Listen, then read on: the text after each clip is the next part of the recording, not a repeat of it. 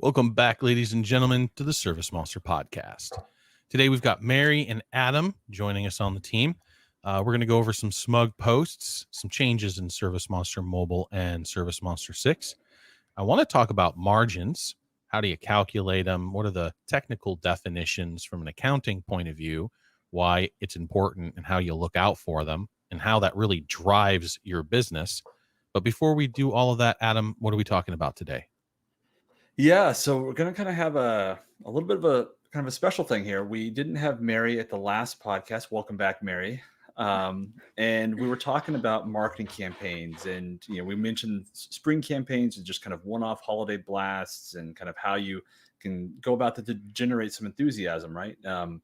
But we figured we might want to take just a couple minutes here at the start and show you guys how you can do some of that within ServiceMonster itself. Maybe set up an email campaign, maybe set up a call list if you want to go that route. Maybe you want to set something up through Fill My Schedule or another kind of mail campaign. So we just kind of wanted to have Mary walk through this steps of actually setting up the campaign itself, how you guys end up running that, what options of those you guys take. That's totally up to you, but we thought maybe would take some time here and help show that. So, Mary, why don't you kind of take over here and show us what's what? So to create a marketing campaign, we'll first hop into marketing on the left-hand side menu here, and then we can select campaigns. This is where you can see your campaign list. And I have been searching. To create a new campaign, all you have to do is click on the plus campaign button right here, and that opens up our campaign wizard builder. So your first step here is going to be choosing what type of campaign you want to run. You can select emails to send emails through the system to your clients, letters, which allows you to generate letters and or labels to send mail to your clients, calls, which allows you to create call activities within the system that you can use to keep track of your calls, basically creating a call list. And then finally, you have the option to create an export list, which is just generating a Excel spreadsheet of your client's information that you can use for any marketing outside of ServiceMonster. Something to note, no matter what type of campaign that you choose, you're always going to have the option to create a export list. So if you decide, say, hey, I want to make an email campaign, but I'm going to be using MailChimp or another outside service, you can still select emails here. And then when you go to run the campaign, choose to create an export list instead of sending those emails through ServiceMonster. So for our example here, we're going to be creating a spring cleaning email campaign. So we'll select emails here. And then our next step is actually building our audience. So, hey, who can actually receive this email? You have a couple different options here. The two simplest ones to work with are our basic and standard option. Advanced is completely from scratch. You have to build in all the filters yourself. Don't necessarily recommend that starting off. And our basic and standard options, they're great to work with. Basically let the system do work for you. So our basic options just gives you a list that you can choose from. These are some typical ones, such as all active customers, all of your prospect accounts. And we also have a number of ones that look at the last time you did work with a client. So anyone that you worked with 6 months ago, 9 months ago, a year ago, and on. Our standard option lets you get a bit more specific right from the get-go. So here you have a number of different filters you can use for accounts. So for our campaign here, we're going to be reaching out to our residential accounts. So I will add in excluding my commercial accounts. And we've already excluded any inactive accounts, as well as excluded any accounts that are set as do not mail, email, or call, depending on the type of campaign you're running. So it's do not email in this case. Next, we can add in our invoice filters. So here you can choose to either filter by any accounts that have never had an invoice made off on them or by when their last invoice was. So for our spring cleaning campaign, we'll go ahead and reach out to anyone we worked with between, let's say, 6 months and 36 months ago. So 6 months to 3 years ago.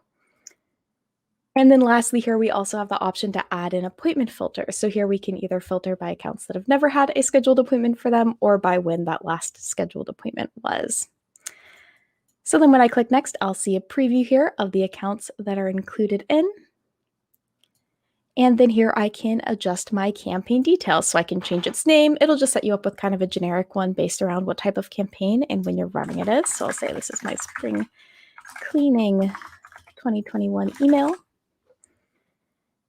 And then when I click next again, I can choose to just save that campaign or to save and run it. And I'm just going to click save just so I can show you what our campaign page looks like right here.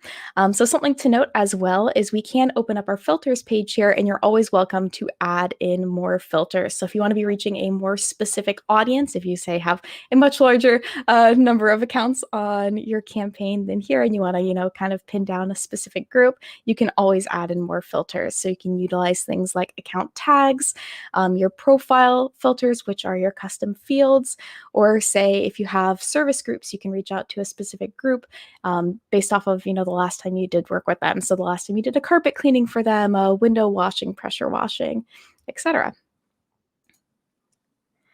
So once I have, got all my filters and created my audience, I can go forward with running my campaign. Now, for our email campaign, we will need to have a marketing template prepared for that. That's going to be our email that sends out. Say if you wanted to run a mail campaign or a letter campaign, you'd want to create a marketing template for that letter as well. To access your templates, you can hop into the marketing page here and go into templates, and that will open up your marketing templates. Now, you should have some already pre-made by ServiceMonster in the system that you're welcome to take advantage of.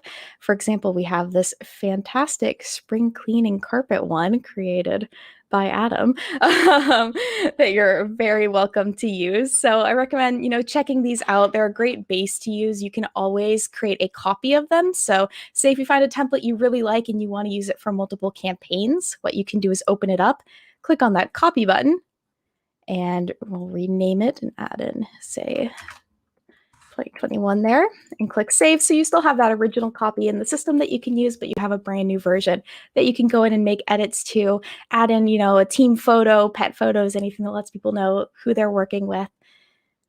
And once we do have that template all set up, we can hop into our campaign, click run campaign, and choose between if you want to create an export file or send an email. Here you can add in your subject line. So spring cleaning 21. We'll choose the document or the marketing template that we're using. And here you also have the option to send a test email to yourself. Always recommend that. Check out what the email looks like before you send it out to your clients. Your target count is the number of accounts you're reaching out to, and then the cost is if you have any associated costs with running this campaign. Our system can actually track your return on investment, so you can record your cost here. And then as this campaign is used as a lead source on your orders, it'll track the revenue from those and then calculate your return on investment for you as well. To run the campaign, all you have to do is click Run Campaign, and yes, and it'll send those emails out for you. And hopefully, I'm sure Mary set up those test accounts to not actually be real email addresses. Yeah, I think really the two really big things kind of stand out to me there. One is those pre-made templates that we have, guys. What she mentioned there, always make copies of the default. Then you can play with, do whatever you want. You can screw them up as much as humanly possible. And you will screw them up. Right. And then you'd be like, you know what? I feel like I've learned some things. Let's go back to scratch. And you still have that original template in there, right? So you always kind of want to have that as a base. It's a really, really kind of nice recommendation.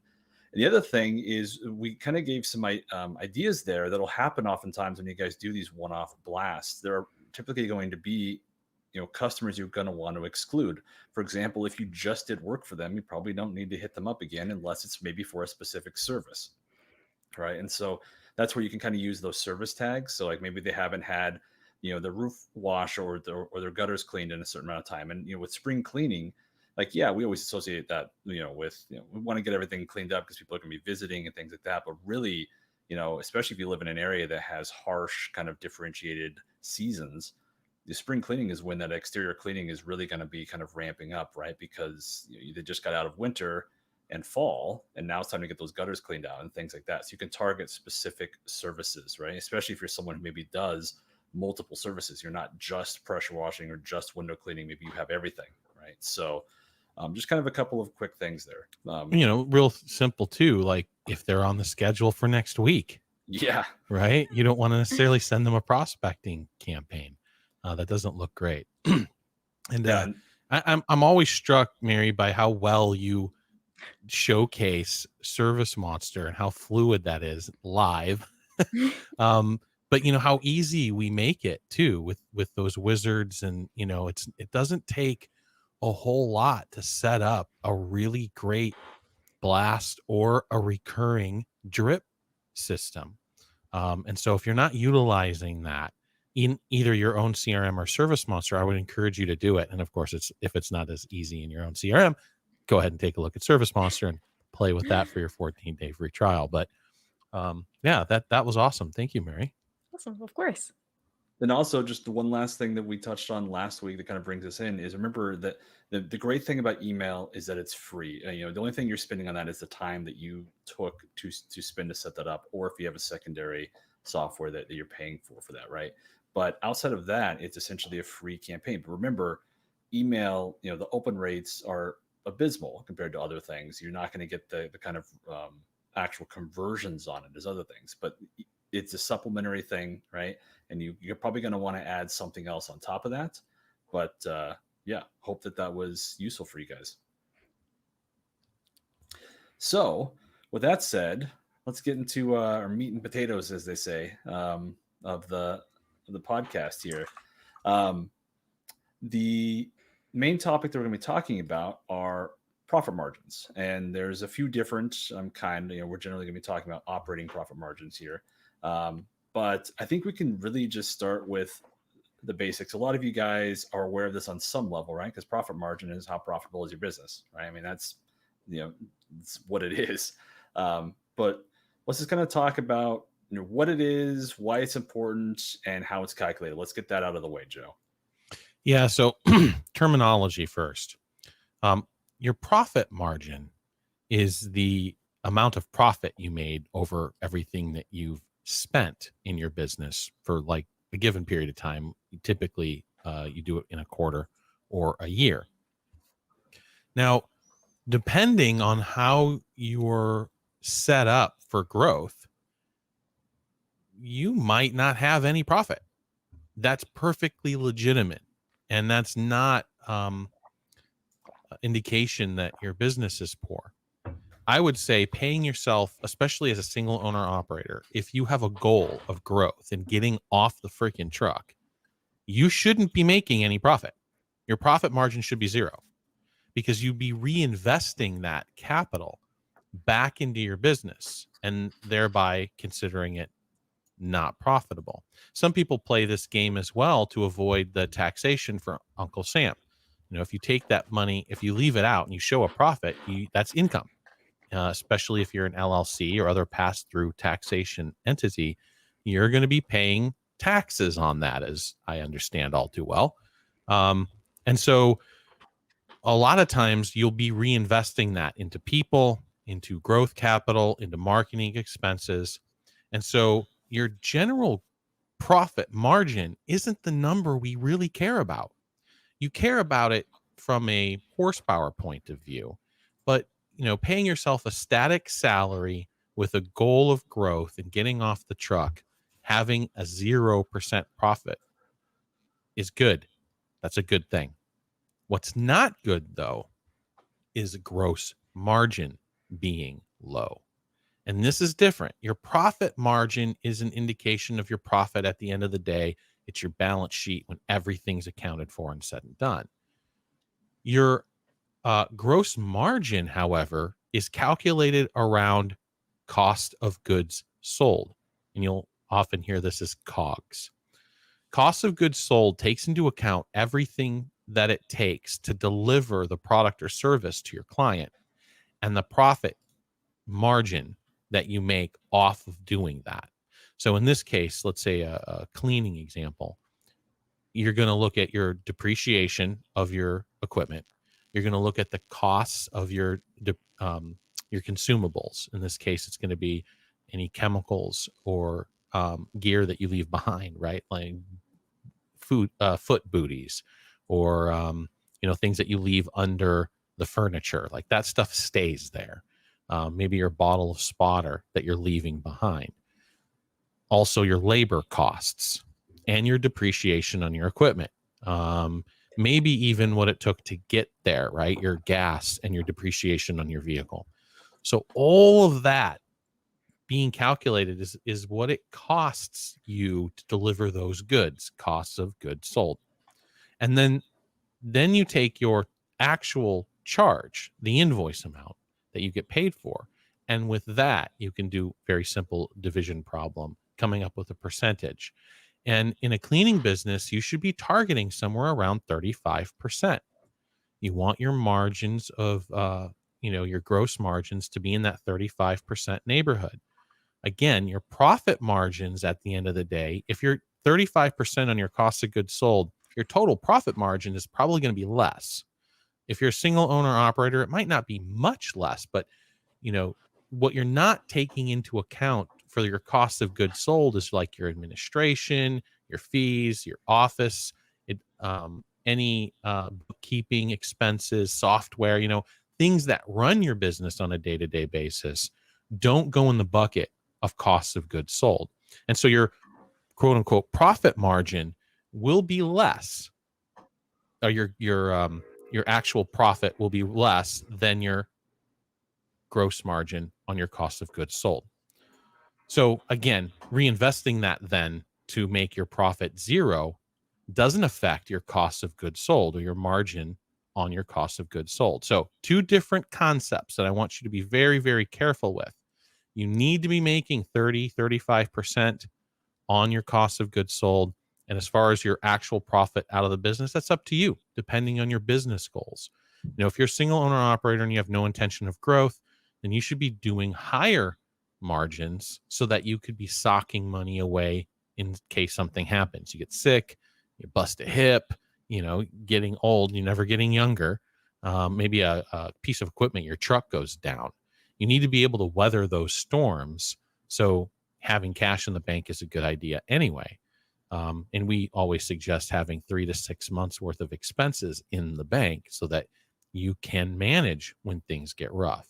So ServiceMonster, of course, allows you to calculate your cost of goods sold and your gross margins. Your profit margins will be in your accounting software like QuickBooks. Your accountant can help you with that. But knowing those profit margins within your business will help get you off the truck, will help make sure you're growing a healthy, sustainable business. I mean, if you're making 12% or 10% margins, then something's wrong. You've got to change something because you will not be able to sustain that. You certainly, with a cleaning business averaging an invoice of maybe $250 a job, you're not going to grow. You're not going to have that capability of growth. And so, you've got to know these numbers like the back of your hand. And if you don't, then you got to go figure them out. Again, plugging them into ServiceMonster, doing a spreadsheet, whatever you need to do. Now, you don't have to necessarily do every single job, right? You can lump them all together and kind of figure out what your gross cost of goods sold are and what your gross margin on that is. But knowing that is like one of the key.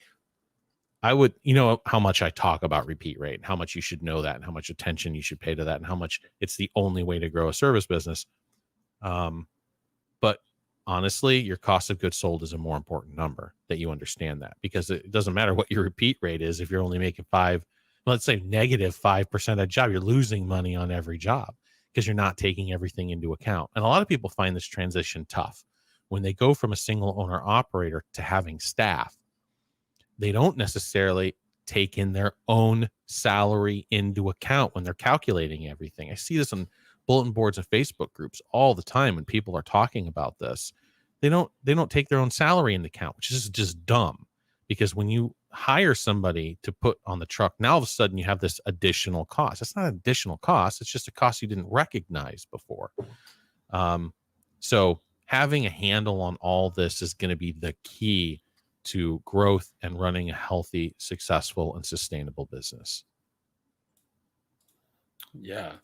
I think the point you made about QuickBooks or an accountant or things like that, the net profit margin, kind of what you're talking about, like that can absolutely be zero. I mean, there's some very famous, very successful companies that do that on an annual basis, right? Yeah, negative. They'll run negative because they're just shoveling millions of dollars of investment into the company because they're growing the company. Because 10% off of $1 million is nice.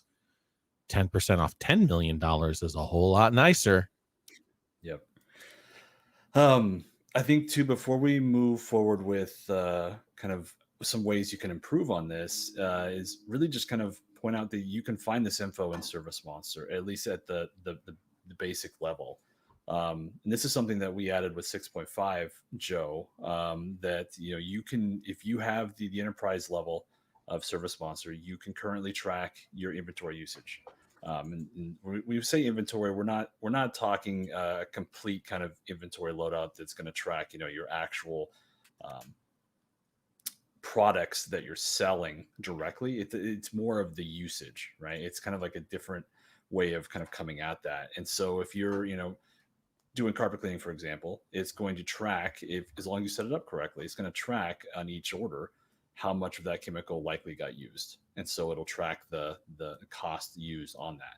And so as you go over time, it'll start tracking that. We also added a basic way of just kind of showing the general payment or labor costs, right? So you can show the wage, and it'll also take into account any commissions from those work orders, right? And so there's still one other thing that's coming with equipment tracking, kind of doing some more work on that front. But we wanted to get this out to you guys even before that, because it's not necessarily about finding down to the exact penny what this is. The point that Joe was making was that really you need to be acutely aware of this, because a lot of you guys, we talk about, are you at the right price point? Is your volume high enough, and things of that nature. If you're not looking at this, you might not necessarily know, because your situation is going to be different from the other business owners in your area, right? No two situations are exactly the same. And so it's really just about that thing that we are constantly, I guess, harping about, is just be aware of your data, and just kind of getting to know that and getting to love that. And your expertise is going to grow on that front the more and more and more that you use that.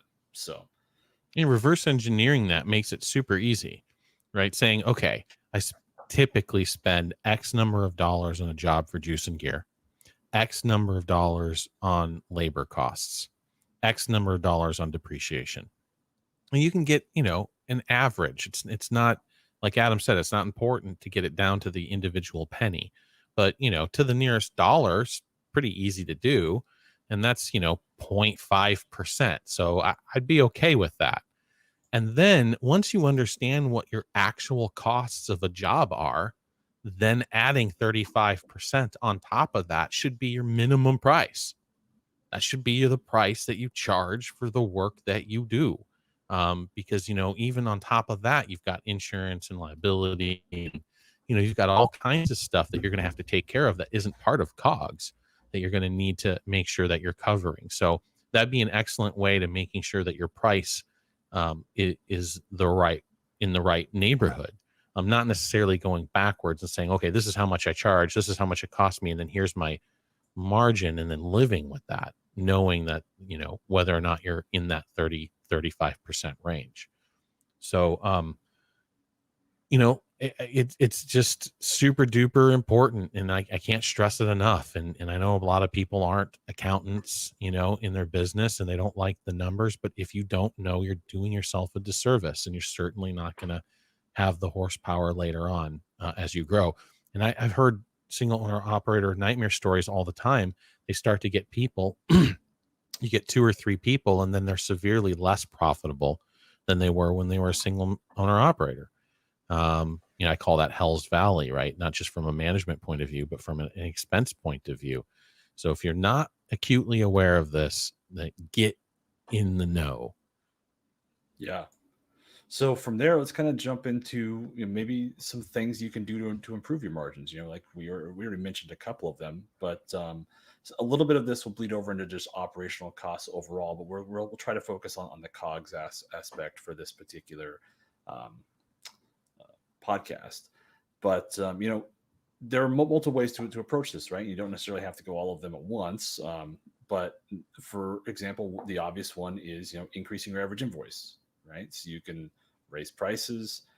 You can focus on upselling or cross-selling if you have multiple kind of service types that you're working with.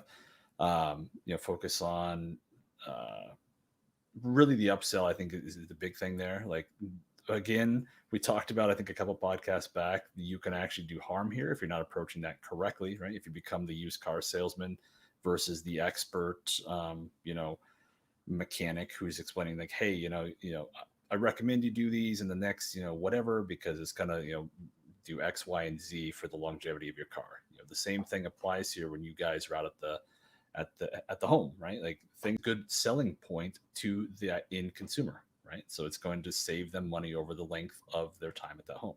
So you kind of want to focus on that side. And again, raising prices. I think we can probably take a moment here, Joe, just to, this comes up all the time, just the fear of it, especially in, heavy saturated markets. So let's kind of chat on that a little bit.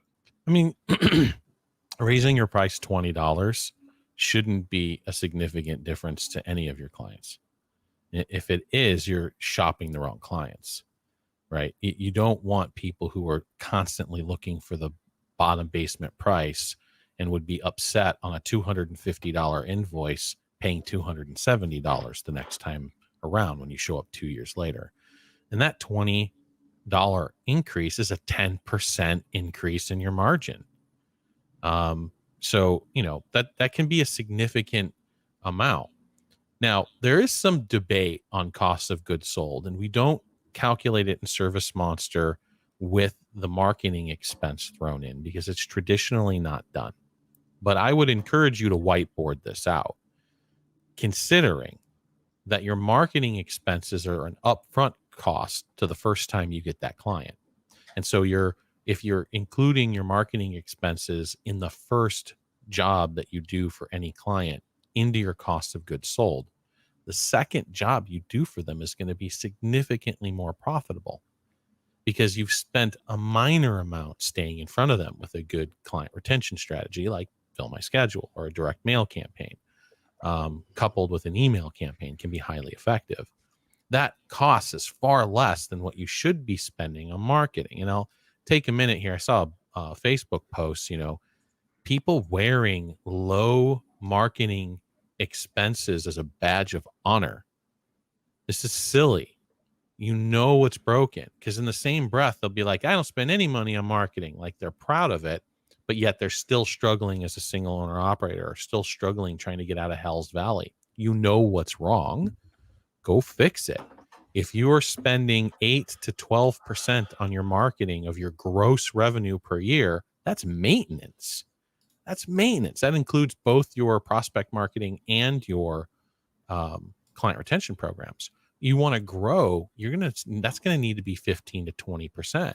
And if you want to aggressively grow, then you should be spending 20, 25, 30% of your gross revenue on marketing. Now, not all marketing is created equal, of course. You can't just throw money into the fire. So you should be paying attention to what makes you money. And like Mary had pointed out earlier, ServiceMonster allows you to track your ROI in your marketing campaigns. Also be aware, though, that there's this thing called loft. People need to see your brand like 8 times before they get it. So even though they tell you the one thing that prompted them to call that day, they saw you in other places too, right? And so knowing that just because there's no ROI in a specific campaign doesn't mean it's not being effective to your business. But challenge yourself on that. ServiceMonster just went through this. With COVID, we reduced our marketing budget and got really laser focused on what we wanted to deliver to prospects. And we significantly reduced our cost per new client. It didn't really affect the volume. We had some preconceived notions, and we challenged that by playing with the budget a little bit and found out that we were wrong. So again, this introspection and critical thinking that I always talk about, it's important to challenge yourself once in a while to see if you really know what you think you know, because sometimes the answer will be no. And we certainly found that out as well. So playing with them on a regular basis. Now, I know lots of carpet cleaners, lots of window cleaners and pressure washers will get in a panic. They'll spend more money in a month, and then they'll stop because it's not working. A month isn't long enough in the marketing world to determine whether something's working or not. Give it at least a quarter. I usually suggest 6 months before you understand how it's going to affect your numbers overall. But just rolling that back, right? Cost of goods sold, including your marketing expenses in for your first job you do for a client, subsequent jobs you do for the client, significantly more profitable. It's another good way to really dial that in, which means that your repeat business, again, is going to be more profitable. So to Adam's point of how do you improve it? Yes, raise prices. Yes, upsell and cross-sell when you're in the home, making sure that Mrs. Jones is aware of all the products and services that you offer, and then making sure your client retention strategy is on point so that you can get those secondary, tertiary, and so forth jobs down the road. And then, of course, on the other end, controlling the cost of goods sold. So how do you do that? Well, labor costs are labor costs. You should be paying your people well. It's capitalism by a way of doing business is changing, and it's changing rapidly. And if you're not in on this, right, if you're running your business like your grandfather's employee manual, you're not going to have great employees. They're not going to stick around for very long. So it's important to pay them well. So I wouldn't suggest messing with your labor costs, but you can work with your costs of your chemicals and equipment. You don't necessarily need the new shiniest best thing. You don't need to spend $100,000 on a Vortex machine when you're doing $250 average jobs, right? Your Hydromaster with an RX20 is going to be just fine. And I'll even go further than that and say I've seen successful businesses ran by business-minded people using Porties, right? A Cymex. You can do that. And that's a $3,000 machine included. So you can go do commercial accounts, encapsulation, and so forth. So not going after the big shiny all the time, not re-upping your gear all the time, but taking care of it, making sure that it lasts. These are all ways that you can improve your margins and control your cost of goods sold. Yeah, and adding on top of that, like a really good example of I guess I'm getting ahead of myself here. The kind of finding ways to lower the individual costs of the consumables themselves. Now you have to be careful here. You don't want to purchase too much at a time because then you deal with expiring things. But find ways, if there's a sale, if there's maybe a change in the formula, things like that. You can buy in at maybe a lower price point. And a really good example of this is what Walmart did, right? I mean, you guys are everyone's familiar with Walmart. They did a lot of things. They vertically integrated to control their supply chain, but their whole point is because they're so large, their the price point for each inventory item or each item that they're selling was so much lower, right? Most of you guys are going to be on a much smaller scale as far as that goes, but you can still kind of harness some of that power by doing some of these things.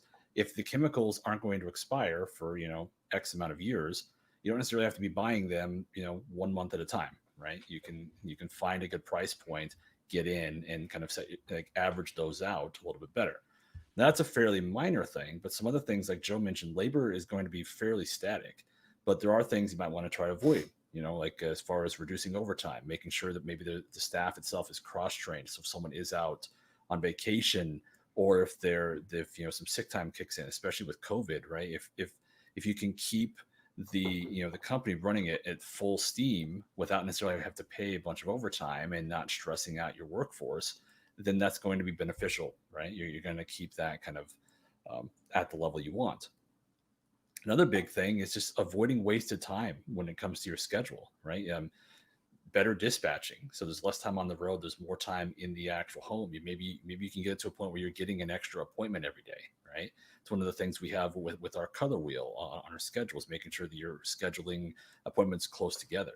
You can also use the appointment reminders to reduce cancellations, rescheduling. And the last thing you want is to be, coming into the office in the morning, find out your 8 a.m. canceled, and you have no one to fill that spot, right? So if you had found this out 2 days ago, maybe you could have filled that spot. Right? You want to keep that what's the what's the dashboard we have? The appointment bookings dashboard. You want it to be as full as possible so that you're constantly getting it, as efficiently dispatching as possible.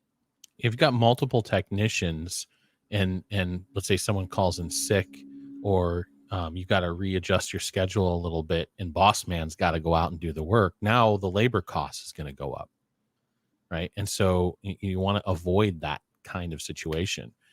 To Adam's point, having a good relationship with your distributor and saying, hey, when you guys have a sale on the stuff that I buy, give me a call, because then I'll buy a bunch of it from you, because it's going to reduce my costs in the long run. So you're investing again, that there's a potential, let's say, the downtime of the year is December, January, and February. So maybe in December, before your accountant does your books for the year, you spend a shitload of money on juice so that you are stocked up for the next year at a reduced cost, because it's likely that your distributors are going to be selling that stuff at a reduced cost at that period of time, because they're not moving much of it anyway.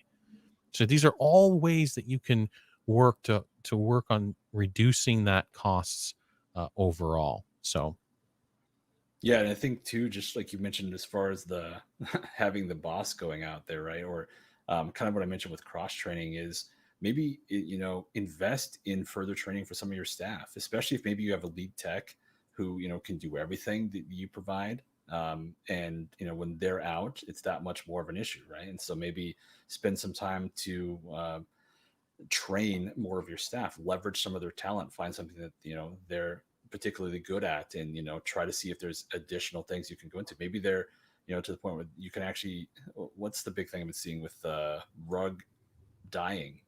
If there's someone who has kind of that interest, and you think that that's something that your business could work with, you could train a specific technician on that, right? So it's all, I guess, kind of, it's all big one lump thing of reducing operating costs, but there's a lot of ways to approach it. So yeah, and the one last thing I'll throw out there, because you had mentioned our proximity detection, the ability to group jobs together. Gas ain't getting any cheaper, guys. And staring out of the windshield isn't making any money.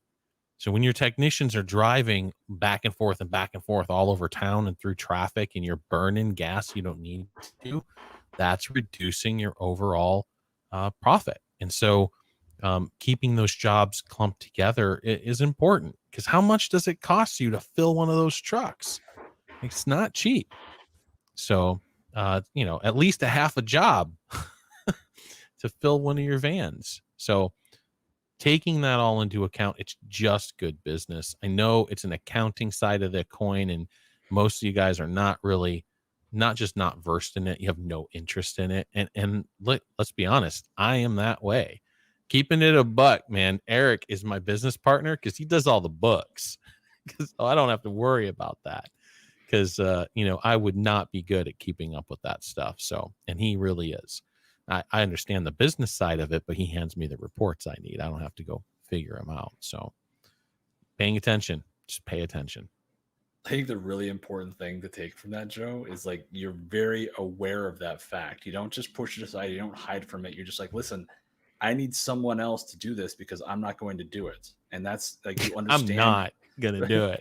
It's like, that's an important thing. You guys, don't just push it off. Don't just hide from it.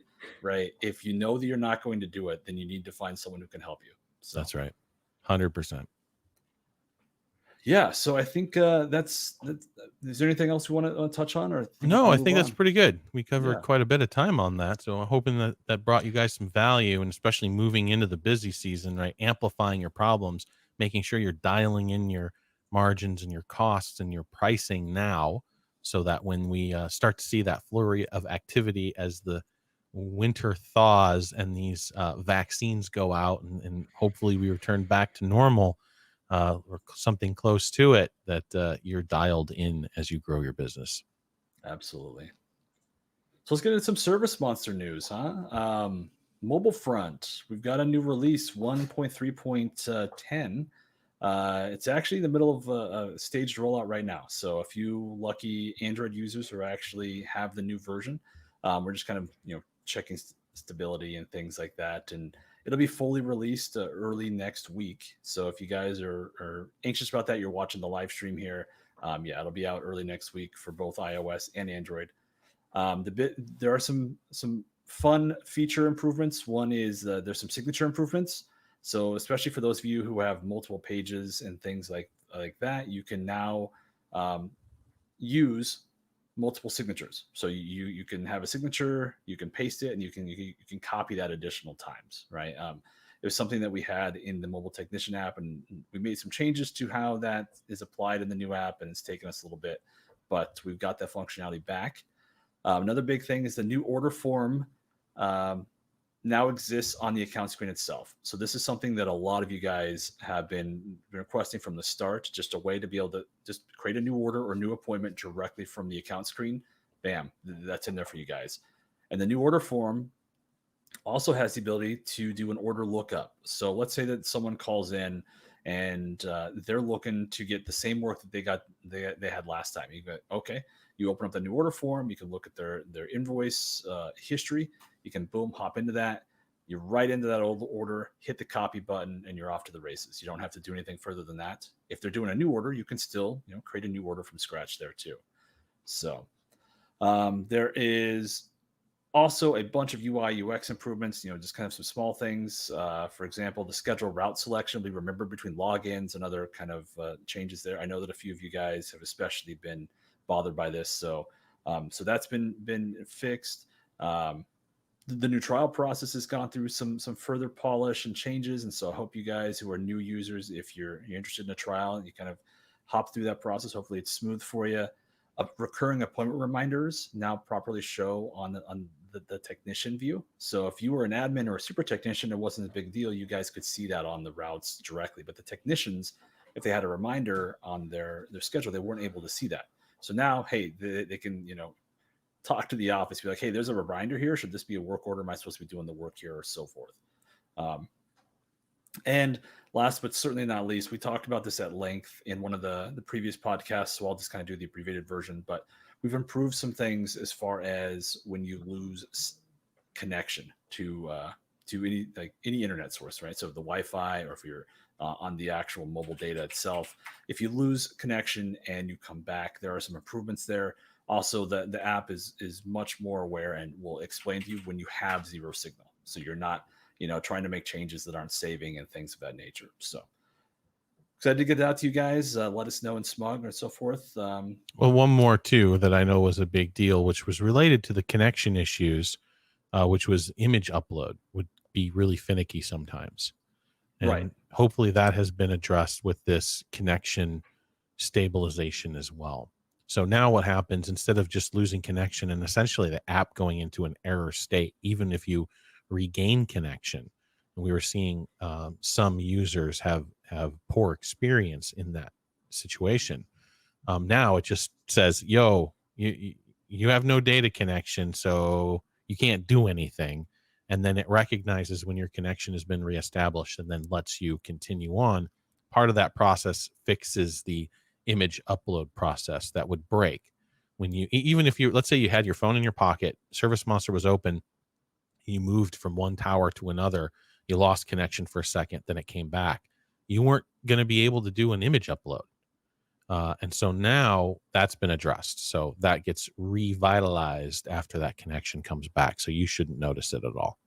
Yeah, absolutely. And the big reason why we wanted the warning to be there, like, hey, you don't have connection, is like now it's a big prompt to the technicians. Like, okay, take the photos directly on my phone. I can upload them later. So desktop news, we're going to wait one more podcast because it's going to be right around the release time. We have an exciting release coming for you guys. We've already talked about it. Fill my schedule is going through some massive changes. Custom fronts are coming, self-help is coming, all kinds of fun stuff there. But we're going to wait until next podcast to really get into the nitty-gritty. But I hope you guys are, I guess, chomping at the bit a little bit there. Right in time for you guys to do a spring blast for your clients for spring cleaning. So that's what our target is, to get this out the first week of March. We're polishing right now, going through the final details. But you'll be able to set up your own campaigns, edit your own campaigns, and start a new one off, whether it's a fall, a spring, a summer, or Christmas. you'll be able to do those on your own with just a few clicks and then get that out to your clients. So, in one aspect, you can say this is a failing of me, because I always kind of considered that an us versus you benefit. It's a benefit to us because I think we'll sell more Fill My Schedule cards. It's a benefit to you guys because then you have to go through support to get certain things done. And so that always plays with my head a little bit. I'm always more interested to bring you the most value and focused on what benefits you guys the most and not necessarily what benefits ServiceMonster as well, especially if the scales are a little tipped in our favor. You can argue this point, though, that these changes to Fill My Schedule are going to be as much, if not more, beneficial than you. But because there was a profit motive tied to it in some aspect, I dragged my heels in lieu of using resources for other things. So that has now been rectified. And come March, you guys will be able to do that all on your own, push a couple buttons and get these things out. So look forward to that. Yeah. With that said, let's jump to SMUG. We got a couple of posts in here. Mary Lynn had another great kind of post, just asking opinions on everyone in SMUG, kind of what social media platforms you find helpful and not just kind of time consuming. The four that she mentioned are, fairly well known, right? We got Facebook, Instagram, you got Twitter, you got the LinkedIn. She said they've had varying levels of success with all of them, but kind of was just wants some feedback. So we had some responses.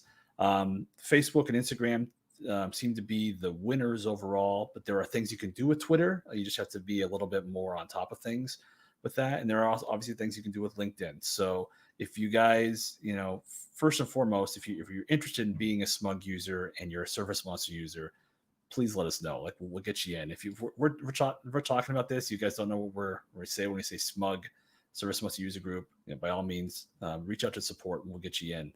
But also just thank you for everyone who, both asks, has the courage to ask these questions, and for everyone who steps in and offers support. We'd always appreciate seeing that. Next one came from Dan, and I wanted to just mention this because this is a failing on my end. He had heard mention on one of our podcasts, I think it was 2 podcasts ago, that the online scheduler of our web forms was being improved, a little bit more user-friendly. It was going to kind of set the service time blocks based on your actual business hours. And I had mentioned, I got a little ahead of myself. I had mentioned that it was going to be coming out in the next couple of weeks because we were in QA.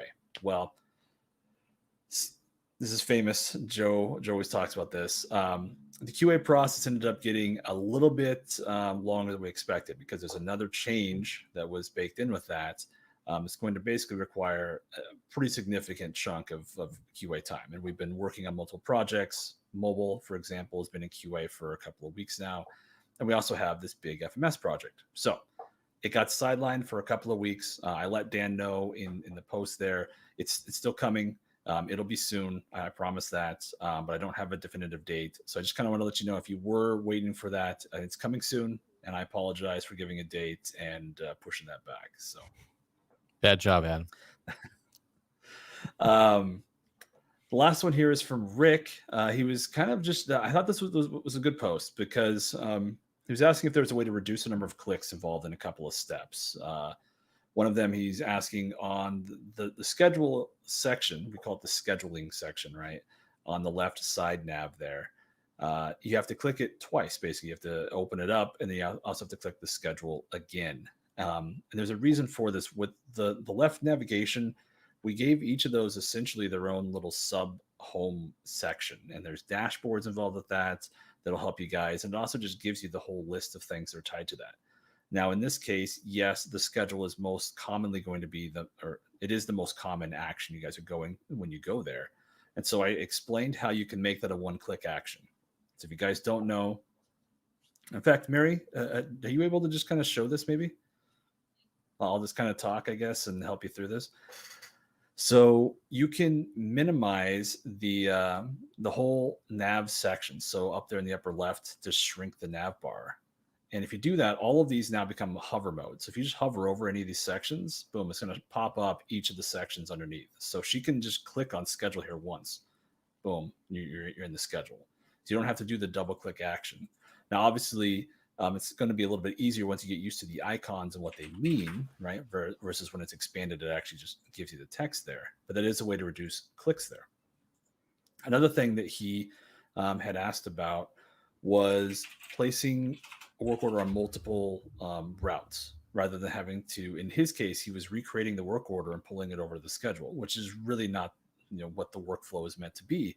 There are two ways that you can do this. One of them is via the quick add. You just want to open up a generic quick add here. Just grab one of your test accounts.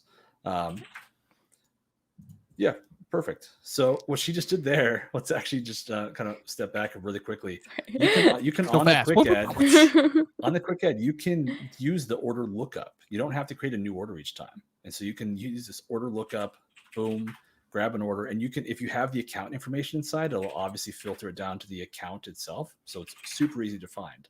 Then if you go to the appointments section, you can create multiple appointments in the quick add.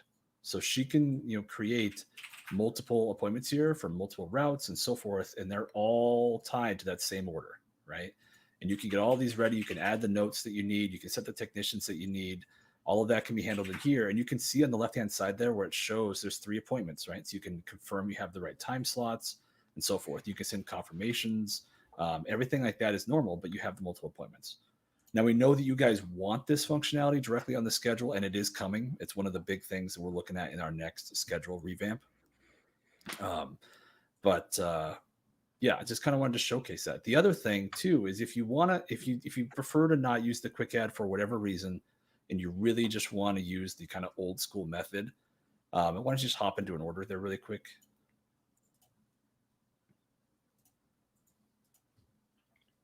So when you're on the order screen, you don't have to create a new work order each time. I hope everyone sees this and knows that you don't have to do that extra work there. All you have to do is you hit the schedule button up on the top row here, and it's going to bump a new appointment over to that unscheduled section. Then you just drag it off. And so then it's a little bit wonky, and this is why we added this functionality to the quick add, and eventually you just jump right back in like she's saying there, doing right there, hop right back into the order, hit the schedule button again. And so you can get pretty quick at this. You can schedule 5 appointments in roughly 20 seconds, right? So it's a little bit clunky, but that option exists, and you're not creating multiple work orders, which is going to affect your reporting. So hope that helps. But yeah, I really just wanted to highlight this for a couple of things. One, Rick thought that there were some issues going on, and he wanted to get some help, right? So if you guys are running into things like this, maybe your office staff has some questions, like, don't hesitate to use SMUG for this or to reach out to support. We have super helpful, staff on the support side who love helping new users, especially. But just anyone who's running into these kind of struggles, they can show you guys maybe some smoother ways, or at the very least give you a help article that might help in that. On the other side, these things draw attention to myself and to Joe if there's something in the UI that we want to be focused on. Like I said, we want to be adding the multiple appointments to the schedule itself. And so this is how you get those things kind of, in front of us. And the more of you guys that put, weight behind that, the more that we know we have to prioritize it. So just love seeing posts like that. And I hope that helped. Yeah. And a little plug here too, we're still and have no means of changing it anytime soon. One of the only CRM companies that has live support on phone call, right? Everybody else is going to email and chat only. Give us a call. Our support staff are super helpful. They're really good at ServiceMonster, and they can help you uncover these kind of like, oh, I didn't know if I went in this direction that I could save all kinds of time and frustration. So, please utilize our support. Yeah, and guys, just to give you an example, like these guys and gals, they live customer support. They really do. We had just earlier today, a couple hours ago, one of our support staff helped someone, and he was so excited when he was putting the phone down. He just shouted out, "Yahoo!" And they had a big back and forth in the chat channel because they were all super happy about it, and they, gifts were made, emojis, all that fun stuff. But it's like they really do celebrate that stuff. They want to help you guys, and when they get off the phone with you and you're excited, like that just makes their day so much better because that's what they want to do. They want to help you guys. So. And say hi to our new support rep, Sue, for us when if you get her on the phone. So Someone just joined the team a couple weeks ago, and she's now on the phones. Trying to tease her too much or anything too. You guys know Give how her it a is hard time. when you first get on the phones. Yeah, but we are excited to have her. So, but yeah, that's all I got, Joe. That's great. Mary, you have anything that you wanted to touch on? If there's any one last thing, I was thinking kind of, go full circle when it comes to reducing travel time between appointments, market to specific regions. You can, track using account tags, what subdivision people are in, market to a subdivision at a time, hit them really hard, and then hopefully schedule them all at the same time so you don't have to travel super far between appointments. Brilliant. Absolutely. Very good. Well, we hope we brought value to you guys today. Thank you so much for your attention. And until next time, be safe.